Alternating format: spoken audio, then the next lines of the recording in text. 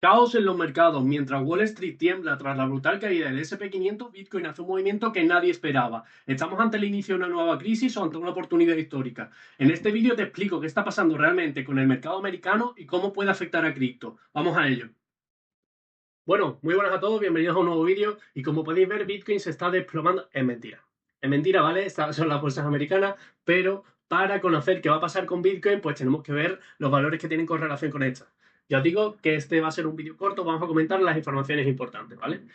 ¿Por qué están las bolsas así? Básicamente por las decisiones tomadas por Donald Trump. Donald Trump ha puesto aranceles a prácticamente todo el mundo desorbitados, ¿vale? Me hace mucha gracia porque llamó el día de la liberación al 2 cuando anunció todos los aranceles, cuando más que una liberación era una decisión proteccionista que básicamente iba en contra de toda la liberación económica de los mercados mundiales, ¿vale? Básicamente no quiere que se exporten, ¿vale? Desde otros países. Como podéis ver aquí en el tweet que puso Donald Trump en su red social True Social, está un poco con ansiedad, un poquito con ansiedad. Pues yo básicamente tengo la misma opinión que este tweet de aquí, que básicamente nos dice que cuando dice que Powell llegará tarde, ¿vale? Lo dice aquí, para lo que no sabéis inglés, básicamente dice que va a llegar tarde en esa decisión de bajar los tipos porque estamos en el escenario perfecto para bajarlo, ¿vale? Trump reconoce el tremendo impacto que tendrá su política arancelaria en la economía. Y es que no sé si lo sabéis, pero los datos de PIB, desempleo, inflación y todos estos datos se exponen al mundo un mes después. Entonces, la decisión de este tipo de aranceles han sido tomadas el día 2. No veremos estos impactos en los datos de la economía americana hasta el mes siguiente, ¿vale?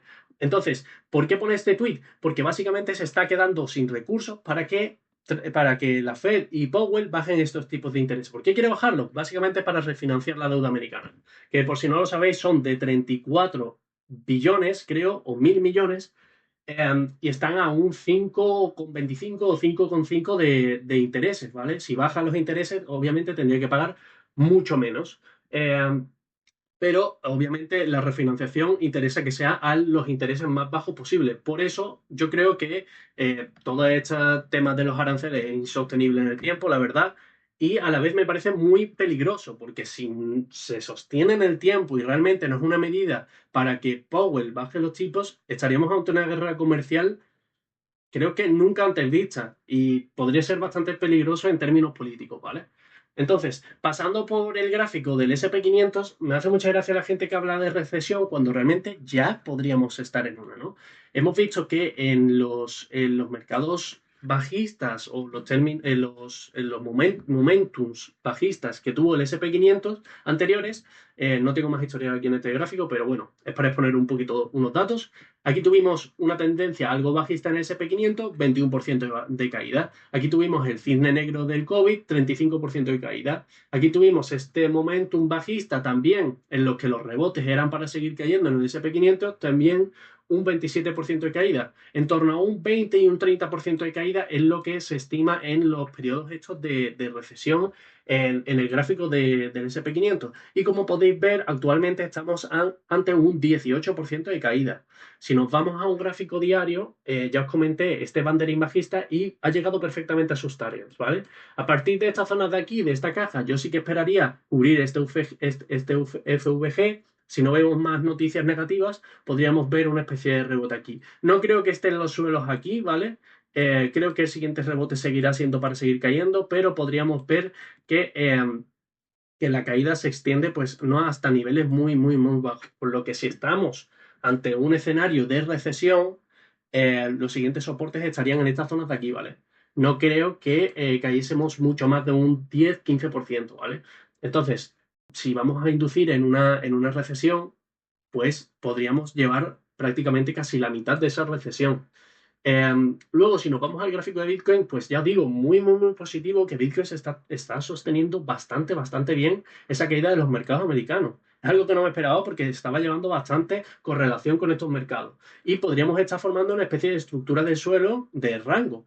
Es bastante curioso porque ante un escenario tan, tan, tan negativo, esperaba que las criptomonedas actuasen igual de negativo. Pero no está siendo así, lo cual es muy positivo. Y si nos vamos a un marco diario, ya comentamos ese próximo toque que iba a tener en esta línea de tendencia, que como bien llamamos en mi canal, es la cuña invertida, ¿vale? Es la cuña invertida. Si le dais la vuelta al gráfico, veis una especie de cuña. Y estas cuñas suelen romper al alza, ¿vale? Ya tuvimos otro toque en la línea de tendencia, lo cual es muy positivo porque ya os comenté que contra más toques haya en la línea de tendencia, más posible será esa ruptura, ¿vale? Entonces, ya tenemos 4 toques, el quinto será la ruptura, puede ser perfectamente. Lo más normal es que si se procede la ruptura de esta línea de tendencia, la retestemos. Entonces, si vemos un claro retest, estaríamos ante un escenario más positivo. Lo que es positivo del todo es que las bolsas se han desplomado y Bitcoin no, y cuando las bolsas recuperen, Bitcoin va a recuperar más que las bolsas. Entonces, es muy positivo en el escenario en el que estamos actualmente. Luego, pasando por noticias, pues comentar un poco lo que ya he comentado, que China contestó a Estados Unidos con aranceles del 34%, que Powell básicamente no quiere bajar los tipos, no cede la mano. Después tenemos también, pues bueno, el tweet y un tweet aquí de nuestro compañero NH. Su YouTube es NH Cripto, igual que por ahí, que por cierto da muy buena información. Aconsejaría seguirlo. Básicamente nos comenta que el retail compró ayer 4.700 millones de dólares en acciones, mientras que las ballenas pues vendieron.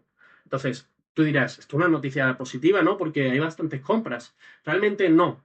Realmente tienes que tomar en cuenta lo que hacen más las ballenas que el retail, porque normalmente a compras tan grandes del retail no suele significar el suelo.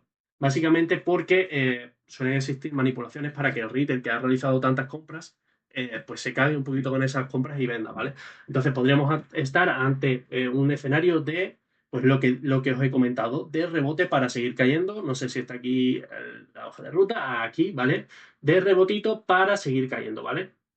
Eso es lo que estimo yo para el SP500. No creo que estemos ante el suelo, pero creo que estamos ante un proceso de desarrollar ese suelo, ¿vale? Después, si vemos el dólar, pues al igual que las bolsas se desplomaron, el dólar rebotó en las zonas que ya comentamos que iban a funcionar como soporte y nos está dejando una envolvente en gráfico diario bastante interesante. ¿Por qué interesante? Pues principalmente porque esto tampoco ha afectado a Bitcoin. Si os fijáis, Bitcoin no está cayendo muy fuerte. Entonces, esto es muy positivo porque estamos viendo que los valores que están correlacionados a Bitcoin están bastante negativos, pero Bitcoin ni se inmuta. Entonces, es un escenario bastante positivo. Luego, si pasamos a activos, pues si queréis revisar algunas criptomonedas y tal, tenemos Ethereum, ¿vale? Una tendencia bajista bastante clara. Como podéis ver, máximos y mínimos cada vez más bajos, pero bastante sobrevalorado ya. O sea que bastante bien. Contra más baje, pues más interesante será comprar Ethereum, obviamente. Y luego, para la comunidad que sigue a Ripple, ¿vale? A XRP, tendré un poquito de cuidado, ¿vale? Yo no soy fooder de un tipo de proyecto tan interesante como XRP, que obviamente pues es muy, muy, muy, muy sólido, ¿vale? No sé si está en top 3 o top 4 de criptomonedas, ¿vale? Pero podría estar formando una especie de estructura bastante similar a la que formó Bitcoin en los 100.000, ¿vale? Si veis por aquí, he marcado este hombro, cabeza, hombro, que realmente no sería un hombro, cabeza, hombro, sería un rango con algo de manipulación por la zona alta, pero para que veáis la similitud del patrón, tiene una clara zona baja, ¿vale? Que es la caja gris, que la está tocando demasiadas veces. Demasiadas veces le ha funcionado como soporte. Lo que no me gusta de Ripple es que en el semanal, si os fijáis, tiene aquí un montón de FVGs, un montón de imbalances de compra, y estos normalmente tienden a cubrirse, ¿vale? Entonces, tendría mucho cuidado si Ripple empieza a cerrar velas diarias por debajo de este cuadrado gris. Porque fijaros lo que sucedió con Bitcoin cuando cerró vela debajo de ese cuadrado gris, que experimentó caídas de más de un, fijaros aquí, más de un 14-15%. Y no estamos hablando de Bitcoin, estamos hablando de Ripple, por lo que podría darse una caída de un 30 o un 60%, ¿vale? Los próximos soportes en Ripple estarían en estas zonas de aquí y en estas zonas de aquí, ¿vale? Ya los siguientes estarían pues en zonas mucho más bajas de los 60 céntimos, pero tendrían muy, muy, muy en cuenta lo que suceda con esta caja gris, ¿vale? Y si se cierran velas por debajo. Bueno, un poco comentada toda la información de actualidad, pues también quería hacer una pequeña reflexión sobre esta persona de aquí, ¿vale? Que es Michael Saylor. Obviamente es muy, muy, muy importante para la comunidad cripto, porque aparte de que la apoya mucho y es muy bullish con Bitcoin, pues difunde mucho este activo, ¿vale?